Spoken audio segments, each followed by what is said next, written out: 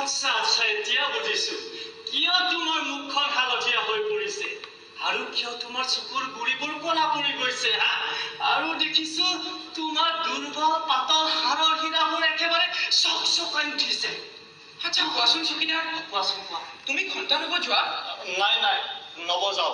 এতিয়া সময় নাই কিমান আচৰিত কথা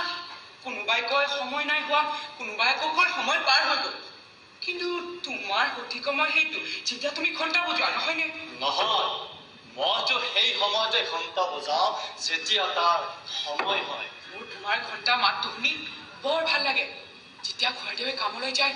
আৰু খুৰীদেৱে ৰামায়ণ পঢ়িব হৈ যায় তেতিয়া তোমাৰ ঘণ্টাৰ টং টং টং শুনিবলৈ পাওঁ চকীদাৰ কোৱাচোন কোৱা হন্তু তুমি ঘণ্টা কিয় বজোৱা মই ঘণ্টা এইভাৱেই বজাওঁ যে মানুহে জানক মানুহে বুজি উঠক যে সময় কাৰো বাবে ৰৈ নাথাকে ই কেৱল আগবাঢ়ি থাকে কলৈ যায় কোনখন দেশলৈ কলৈ যায় কোনখন দেশলৈ যায় সেই কথা কোনেও নাজানে সেয়েহে মোৰ ভাৱ হয় তালৈকে কিজানি এতিয়ালৈকে কোনেও যোৱাই নাই মোৰো মন যায় যে মই সময়ৰ লগত ঘূৰি ফুৰি কোনোবা এনে দিশলৈ গুচি যাওঁ যাৰ অৱস্থিতি কোনেও নাজানে আমিতো এদিন নহয় এদিন তালৈকে যাবই লাগিব ময়ো যাব লাগিব নিশ্চয় নিশ্চয় তুমিও যাব লাগিব নিশ্চয় কবিৰাজ মহাশয়তো মোক কলৈকো যাব নিদিয়ে যদি কবিৰাজ মহাশয়তকৈ কোনোবা ডাঙৰ মানুহ আহি হাতত ধৰি যদি লৈ যায় তেতিয়া হয় নেকি তেনেহ'লে সেই ডাঙৰ কবিৰাজজন কেতিয়া আহিব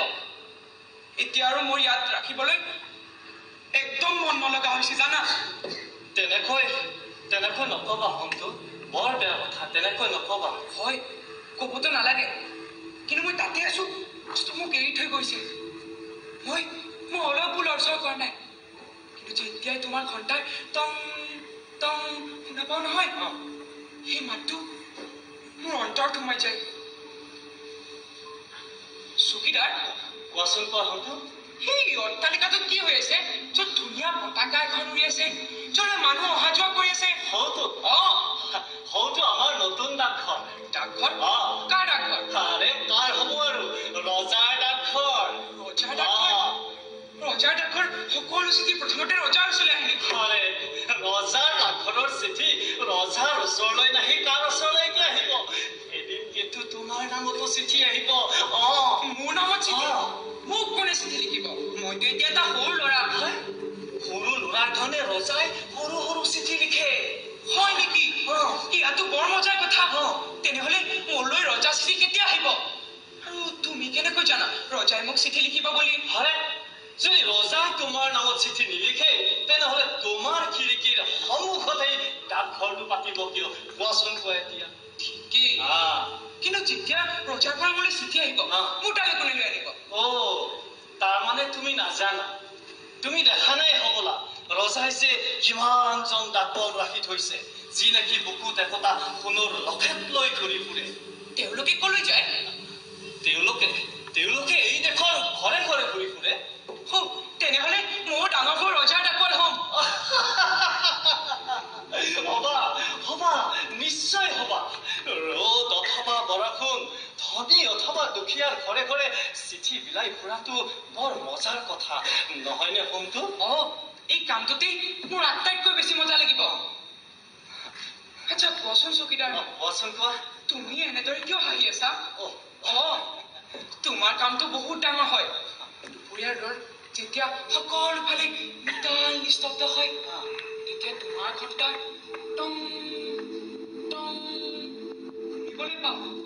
আৰু মাজনিশা যেতিয়া হঠাৎ মোৰ চকু মেল খায় আন্ধাৰৰ মাজে মাজে ধীৰে ধীৰে তোমাৰ ঘণ্টা টং টং টং শুনিবলৈ পাওঁ মৰিলো এতিয়া গাঁওবুঢ়া আহিছে গাঁওবুঢ়া আহিছে ক'ত গাঁওবুঢ়া হাতত ছাতি এটা লৈ ফুটুংকৈ খোজকাঢ়ি এইফালে আহি আছে মই এতিয়া যাওঁ মানে মই থকাটো একদম বিপদ হ'ব মানে মই থাকিলে নহয় একদম বিপদ